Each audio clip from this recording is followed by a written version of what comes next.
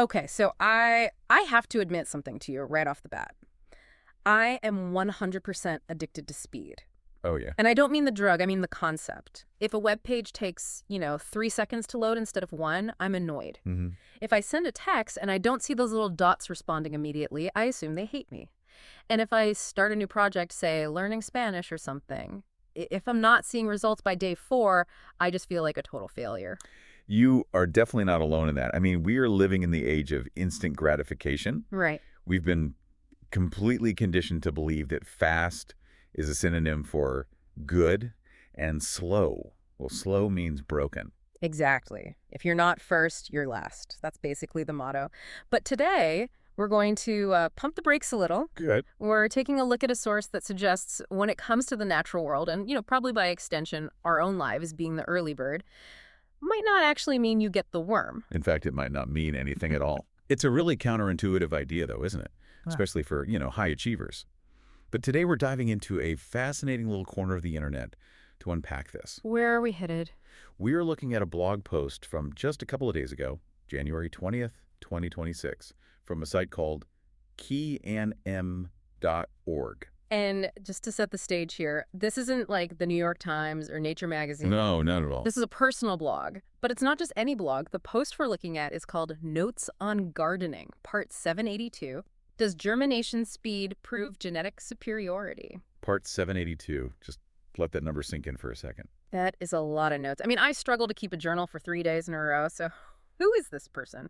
A botany professor? Some kind of commercial farmer? No, and that's actually why I think this perspective is so valuable. The author, a guy named Eng, he describes himself as an old software plumber. A software plumber. I love that. It's great, right? He spends his nights tinkering with open source software, fixing messy code, dealing with logic and systems. But by day, he applies that same rigorous debugging mindset to his garden.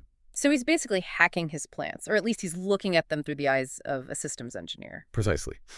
And in this deep dive, we're going to unpack his mission in this post. Oh. He's trying to answer a question that I think really haunts all of us. Are the people, or the plants that sprint out of the gate, the ones that succeed immediately, are they actually superior? Right. Or are we just measuring success completely wrong? It's the prodigy child dilemma. You see the kid reading at age 2 and you assume they're the next Einstein. Yeah. You see the startup that hits 1 million users in a month and assume they've won. Right. And Eng is asking, is that true in the dirt? Does being an early riser in the soil prove you have better DNA? Okay, take us into the experiment. What is our software plumber growing? He's working with a plant called a peacock flower. The scientific name is Caesalpinia pulcherrima. Huh.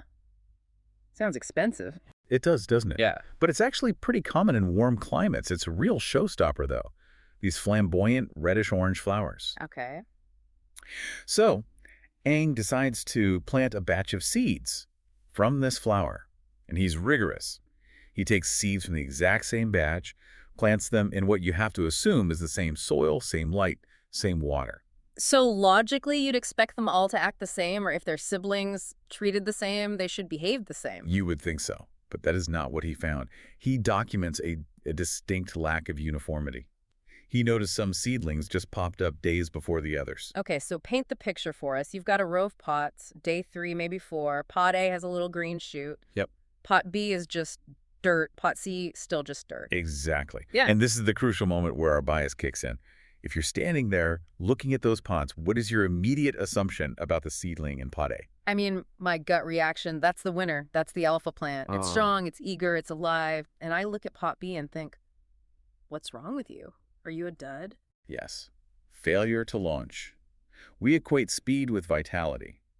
We assume that the early sprout has better genetics, that it's inherently superior because it beat the others to the surface. It seems like a safe bet, though. I mean, in a race, the fastest runner wins. Why wouldn't the fastest seed be the best plant? Well, Eng poses that exact question.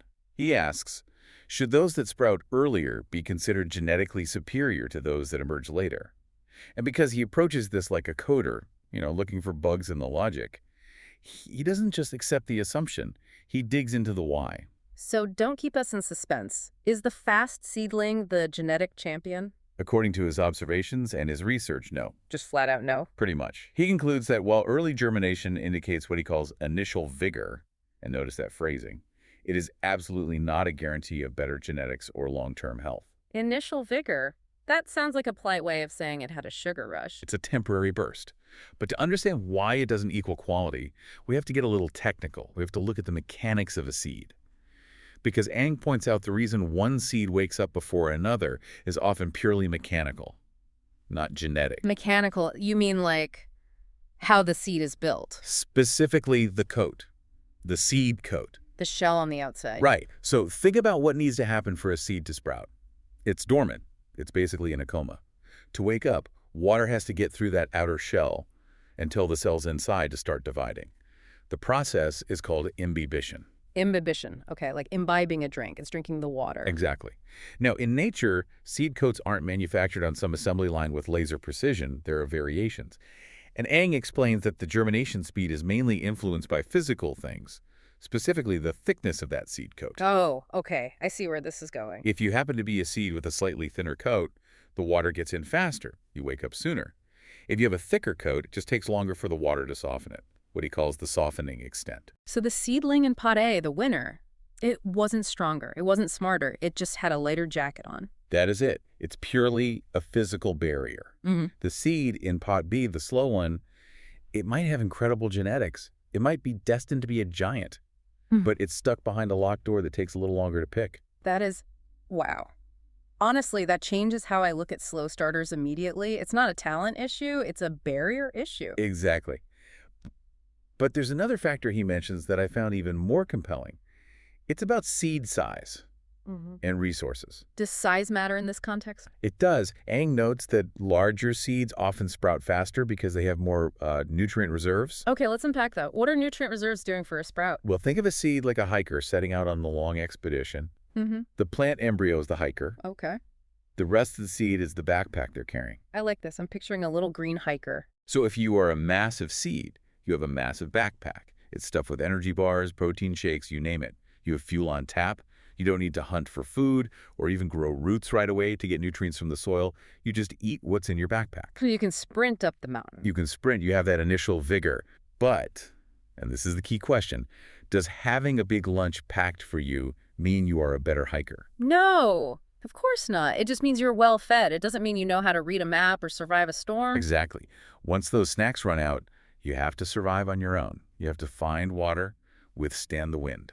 So the small seed, the one with the tiny backpack, it might start slower because it doesn't have that free energy. It has to work for it from moment one. Right. But Ang is very clear. While those reserves lead to a fast start, they are, in his words, not definitive indicators of overall quality. They are just a starter pack. This really deconstructs the whole speed myth then. We're judging the runner by how fast they leave the blocks, not realizing one had a head start from a thin coat and the other is fueled by a massive energy drink. And neither of those things tells us who's going to finish the marathon. So if I'm a gardener, or frankly, if I'm a manager hiring people or just judging my own progress, and I can't use speed as a metric, what do I use? If the stopwatch is broken, how do we measure success? This is where that software plumber perspective really shines. In software, you don't judge a program by how fast the coder typed it. Right. You judge it by system stability. Ang argues we have to shift our focus from boot-up time to long-term performance. The long game. The long game. And he lists 3 specific criteria that actually matter. Okay, let's hear them. What are the real metrics? Metric number 1, resilience, specifically against pests. Ah, the bugs. Right. It doesn't matter if you sprouted on day 1 if an aphid eats you on day 3 because you have no natural defenses. That's a bleak image, but it makes total sense. A fast start means nothing if you're made of glass. Exactly. If the code runs fast but crashes the moment a user logs in, it's bad code. Resilience is key. Metric number 2, weather tolerance. This makes me think of those plants that shoot up really fast and get leggy, Thin, tall, spindly. Yes. And then the first gust of wind comes along and snap. That's a perfect example. Sometimes rapid growth comes at the expense of structural integrity. A plant that takes its time might be building a thicker stem. It might be. Lignifying, becoming woody and tough. It's preparing for the storm. The fast one is just racing to the sun with no plan for the wind. So when the stress test comes, the drought, the heat wave, the storm, the slow starter might actually be the last one standing. Precisely. And the third metric, the ultimate one really, is yield. The output. For the peacock flower, that means flowers, seeds, abundance. At the end of the season, who produced the most? That is the only score that actually counts. It's the proof is in the pudding argument, or the proof is in the petals. Right. And think about how this applies to the tech world Aang comes from. A startup might launch a product in record time. They beat everyone to market. Yeah. But if the product is buggy, or they burn through their nutrient reserve, Okay. and the slower competitor builds something solid that users actually rely on, who wins? The solid one. But it is so hard to see that in the moment. In the moment, the fast one looks like a genius, and the slow one looks like they're just stalling. And that's why Aang's perspective is so disciplined. He's telling us to ignore the vanity metric, which is speed, and just wait for the performance metrics. I want to zoom out a bit here and talk about Aang himself again, because we kind of breezed past the whole Part 782 thing. But looking at the source material, this guy is intense. Intense is the right word, I was looking at the sidebar of his blog, and Renaissance Man doesn't even quite cover it. He is documenting everything. It's a total rabbit hole. He has notes on Haskell programming, notes on Python, notes on Elixir, heavy logic-based coding. But then right next to it, notes on fish keeping. And not just, I bought a goldfish. He's breeding betas and zebra cichlids. Notes on photography, notes on guitar, notes on dieting, where he apparently tracks his weight every single day, notes on meditation. And if you look at the archives, he's been posting consistently for years. In January 2026 alone, the month this post was written, he has posted practically every single day. So why does that matter to us? I mean, it's impressive, but why does knowing he writes about Haskell make his advice on peacock flowers more trustworthy? Because it reveals a methodology. It reveals a way of seeing the world. When you're a programmer, especially with languages like Haskell that are super strict and logical, you learn to debug. You learn that if something happens, there's a cause. You have to isolate variables, observe the system over time. So he's not just, gazing lovingly at his garden. He's debugging it. He's debugging his garden. He's applying that same rigorous daily documentation habit to nature. So when he says, according to my research, early germination doesn't equal quality, he isn't just guessing. He hasn't seen one plant and made up a story. He has 782 entries worth of data.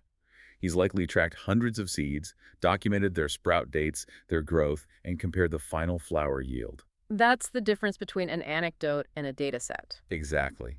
Most of his garden with anecdotes. Oh, this one grew fast. It must be the best. Aang gardens with a data set. He measures reality to understand it. It's inspiring, honestly, but it also makes me realize how impatient I am. I judge things instantly based on zero data. We all do. We live in an instant culture. We want the Amazon Prime delivery of success. But nature doesn't have Prime shipping. No. And Aang is teaching us that patience isn't just waiting. It's data collection. You have to wait for the full data set, the resistance to pests, the weather tolerance, the yield before you can make a judgment. That's a really powerful reframing. Patience isn't passivity, it's the period where you gather the evidence. And did you notice his ethics, too?